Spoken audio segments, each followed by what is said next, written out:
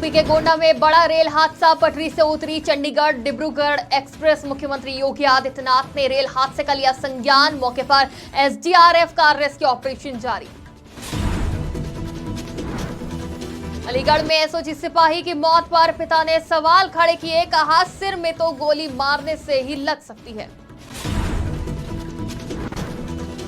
हाथरस में रामेश्वर दास महाविद्यालय ने मनाया 50वां स्थापना दिवस। समारोह में शामिल हुई आनंदीबेन पटेल। लखीमपुर में हाई टेंशन लाइन की चपेट में आने से 2 की मौत, ताजिया निकालते समय हुआ हादसा। रायबरेली में सफाई न होने की वजह से लोग परेशान, बढ़ सकता है महामारी का खतरा। नमस्कार, आज की खबरों में आपका स्वागत है। मैं हूं आपके साथ शिखा मेहरोत्रा। शुरुआत करते हैं उत्तर प्रदेश खबरों की। यूपी के गोंडा में गुरुवार दोपहर बड़ा रेल हादसा हो गया। यहां गोरखपुर होते हुए चंडीगढ़ से असम जा रही डिब्रूगढ़ एक्सप्रेस के कई डब्बे पटरी से उतर गए। हादसे से कई यात्रियों की मौत हो गई है, जबकि कई लोगों के घायल होने की खबर सामने आ रही है। घटना गोरखपुर रेल खंड के मोतीगंज बॉर्डर की है। घटना की जानकारी मिलते ही रेलवे के तमाम उच्च अधिकारी मौके पर पहुंचे और रेस्क्यू ऑपरेशन किया। रेलवे ने हादसे को लेकर हेल्पलाइन नंबर भी जारी कर दिया है। हादसे की वजह से इस रूट से गुजरने वाली 11 ट्रेनें डाइवर्ट कर दी गई हैं और 2 ट्रेन कैंसिल कर दी गई हैं। उत्तर प्रदेश के मुख्यमंत्री योगी आदित्यनाथ ने भी रेल हादसे का संज्ञान लिया है। उन्होंने अधिकारियों को तत्काल मौके पर पहुंचकर राहत कार्य में तेजी लाने के निर्देश दिए हैं। साथ ही घायलों के समुचित उपचार के निर्देश दिए गए हैं। सीएम के निर्देश पर आसपास के जिलों के सभी अस्पतालों, सीएचसी, पीएचसी को अलर्ट मोड पर रख दिया गया है। एसडीआरएफ की टीम भी मौके पर पहुंची है और रेस्क्यू ऑपरेशन में जुटी है। वहीं यूपी सरकार और असम सरकार आपस में संपर्क में है। मोतीगंज से भिलाई के बीच में चंडीगढ़ से डिब्रूगढ़ जाने वाली ट्रेन का डेरेलमेंट हुआ है। वहाँ पर मेडिकल वैन जो रेलवे की होती है एआरएमई, वो साइट पर पहुँच गई है और राहत बचाव का कार्य शुरू कर दिया गया है। एक हेल्पलाइन नंबर भी हम लोगों ने इस्टेब्लिश किया है। लखनऊ में जो हेल्पलाइन नंबर इस्टेब्लिश हुआ है वो आपको बता देते हैं, 8957409292। गोंडा में जो हेल्पलाइन नंबर इस्टेब्लिश हुआ है वो है 8957400965। तो इस हेल्पलाइन नंबर को इस्टेब्लिश कर दिया गया है। राहत बचाव का कार्य जारी है। जो हमारे रेलवे के ऑफिसर्स हैं वो साइट पे पहुंच गए हैं। अलीगढ़ में दरोगा की पिस्टल से अचानक गोली चलने से एसओजी सिपाही याकूब की मौत पर पिता ने सवाल खड़े कर दिए हैं। उन्होंने कहा कि सिर में तो गोली मारने से ही लग सकती है। उन्होंने पूरे मामले की जांच की मांग करी। दरअसल बुधवार रात अलीगढ़ थाना गबाना क्षेत्र में गौकशों को पकड़ने जा रही पुलिस और एसओजी टीम के साथ बड़ा हादसा हो गया। एक दरोगा की पिस्टल लोडिंग के दौरान फंस गई, जिसके बाद उसे अनलॉक करने के दौरान चली गोली दरोगा के पेट को चीरते हुए सिपाही के सिर में जा लगी, जिसमें उनकी मौत हो गई। हमें तो कोई जानकारी वहाँ से प्राप्त नहीं हुई। जो साथ वाले थे उन्होंने जैसे बताया वो समझ में बात नहीं आ रही है। ये बता रहे थे कि वो मतलब रिवॉल्वर में बुलेट फंस गया था, उसको ठीक कर रहे थे, सही कर रहे थे तो गोली चल गई अचानक और उसके जाके लग गई। ये बात बताई गई है हमें। वैसे ये गोली इस तरह से मतलब हमारी समझ में नहीं आ रही है कि कैसे लगी, क्योंकि यहाँ लगी है गोली और उस दरोगा के यहाँ है। उस दरोगा से मालूम करो, वो दरोगा तो अपना बयान दे रहा है ना इस तरह का। बांदा में पुलिस को बड़ी सफलता हासिल हुई है, जहां पुलिस ने 1000 किलो का गांजा बरामद किया है। वहीं अभी तक पकड़े गए गांजे की कीमत 2 करोड़ 22 लाख रुपए बताई जा रही है। अब तक 14 करोड़ 94 लाख की संपत्ति कुर्क की जा चुकी है। फिलहाल पुलिस ने मामला दर्ज कर लिया है और जांच में जुट गई है। देखिए, जनपद बांदा में एडीजी प्रयागराज जोन सर द्वारा, डीआईजी सर द्वारा और मेरे द्वारा एक नया ऑपरेशन जिसका नाम है ऑपरेशन ईगल चील शुरू किया जा रहा है। जो नारकोटिक्स, एनडीपीएस और मादक पदार्थ के जो तस्करी होती है और उसमें जितने लोग संलिप्त हैं उनके ऊपर कठोर कार्रवाई करने के लिए ये ऑपरेशन चलाया जा रहा है।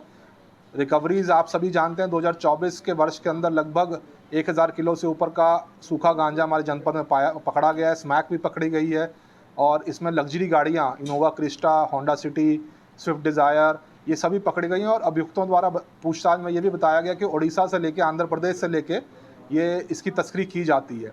और भारत सरकार द्वारा भी एनकॉर्ड का मिशन इसमें चलाया जा रहा है। ऑपरेशन ईगल के अंदर हम जितने अभियुक्त हैं उन सभी पर नज़र रखने के लिए उनकी रेड फाइल और रेड कार्ड खोलेंगे। उनके जितने मुकदमे हैं उनके ऊपर कठोर से कठोर कार्रवाई की जाएगी। ताकि सज़ा उसके अंदर हो। और अर्जित संपत्ति जो है, जो इस अवैध का कारोबार से की जा रही है, उसमें गैंगस्टर एक्ट के अंदर एवं पिट एनडीपीएस के जो एक्ट है उसके अंदर इस सभी संपत्ति को कुर्क करवाया जाएगा। हाथरस के रामेश्वर दास कन्या महाविद्यालय की स्थापना के 50 वर्ष पूरे होने पर स्वर्णोदय महोत्सव मनाया गया। इस अवसर पर आनंदीबेन पटेल भी शामिल हुई और इसे के साथ उन्होंने सर्वप्रथम पौधारोपण किया और गार्ड ऑफ ऑनर से सम्मानित किया गया। इसके बाद उन्होंने सरस्वती मां की मूर्ति पर फूल अर्पित करके दीप जलाया और समारोह आरंभ हुआ। इसके साथ ही उन्होंने हाथरस कांड और दुख प्रकट करते हुए कहा कि बाबाओं पे सख्त कार्रवाई होनी चाहिए। हाथरस में अभी एक घटना हुई, ये सब आपको पता है, हमें भी पता है। इसमें जिस लोगों ने अपनी जान गंवाई, ये सबको श्रद्धांजलि दे दी और परमात्मा को प्रार्थना करती हूँ कि उसको अपने चरणों में निवास करे। लेकिन इसके साथ साथ हम जब शिक्षा का कार्य करते हैं तो मैं ये जरूर मानती हूँ, आप में से भी कई लोग मानते होंगे कि हम ऐसी बातें हमारी प्रजा के सामने न करें कि जिसकी वजह से ऐसे हादसा हो। लखीमपुर में ताजिया निकालने के समय बड़ा हादसा हो गया, जहां ताजिया के हाई टेंशन लाइन की चपेट में आने से 2 व्यक्तियों की दर्दनाक मौत हो गई और लगभग 1 दर्जन लोग करंट से झुलस गए, जिन्हें नजदीकी अस्पताल में भर्ती कराया गया, जहां उनका इलाज चल रहा है। वहीं गंभीर रूप से घायलों को प्राथमिक उपचार के बाद शाहजहांपुर जिला अस्पताल रेफर कर दिया गया।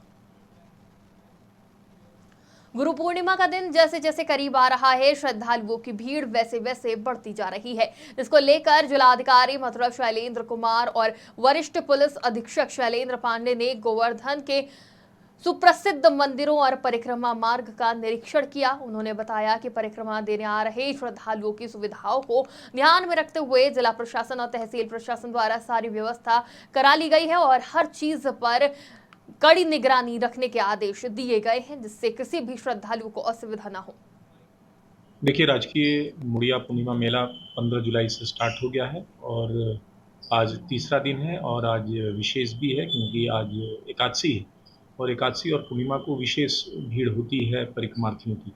देश के कोने कोने से श्रद्धालु विगत 3 दिनों से परिक्रमा यहाँ पे लोग आ रहे हैं, परिक्रमा लगा के यहाँ से जा रहे हैं और लास्ट जो 22 तारीख को मेला समाप्त होगा, परंतु 20/21 की इंटरवीनिंग नाइट को सबसे ज़्यादा भीड़ का आगमन होता है। दर्शनार्थी यहाँ आते हैं और यहाँ परिक्रमा करते हैं पूरे 21 किलोमीटर की और रास्ते में पड़ने वाले जितने देवस्थान हैं वहाँ दर्शन पूजन करते हैं। इस आयोजन को दृष्टिगत रखते हुए व्यापक सुरक्षा व्यवस्था की गई है। पूरे मेला क्षेत्र को 9 सुपर जोन, 21 जोन, 62 सेक्टर्स में विभाजित करके कई हमारी अस्थायी पुलिस चौकियाँ, जैसे 35 अस्थायी पुलिस चौकियाँ, वॉच टावर्स, पार्किंग सुचारू रूप से हो सके, यातायात व्यवस्था सुदृढ़ रहे, इसके लिए हर रूट में जो भी रूट वृंदावन धार्मिक क्षेत्र में आ रहे हैं, गोवर्धन धार्मिक क्षेत्र में आ रहे हैं, वहाँ पर पार्किंग की व्यवस्था की गई है, डाइवर्जन की व्यवस्था की गई है। तो इसके लिए बैरियर्स, बैरिकेडिंग की व्यवस्थाएं की गई हैं। अमरोहा में हिंदुओं के नाम पर मुसलमानों द्वारा ढाबा संचालित करने का मामला सामने आया है। नेशनल हाईवे के किनारे काफी तादाद में मुस्लिम समाज के लोग हिंदुओं के नाम पर ढाबे चला रहे हैं। ये तक वो ढाबे के अंदर मूर्तियां और बोर्डों में लगे ओम और गुरु नानक देव की तस्वीरें लगा के रखी हैं, जबकि इन ढाबों के मालिक मुस्लिम हैं। प्रशासन सब कुछ जानते हुए भी लापरवाह बनी हुई है, जिसके कारण रोज लाखों लोगों की आस्था और धर्म को ठेस पहुंचती है। रायबरेली में सफाई ना होने की वजह से लोगों को परेशानी का सामना करना पड़ रहा है। जानकारी के मुताबिक गांव में न तो कोई सफाई कर्मी है, जिसके चलते कूड़े का अंबार लगा हुआ है, और ना ही कोई सड़क ढंग से बनी है। थोड़ी सी बारिश होने से ही लोगों के घरों में गंदा पानी भर जाता है, जिसकी वजह से लोग बीमार पड़ सकते हैं। दिन में सड़क पर आने जाने वालों को दिक्कत का सामना करना पड़ रहा है। प्रधान से शिकायत करने के बाद भी कोई काम नहीं कराया गया है। उत्तर प्रदेश की खबरों में फिलहाल इतना ही। देश और दुनिया की तमाम खबरों के लिए देखते रहिए आज की खबर।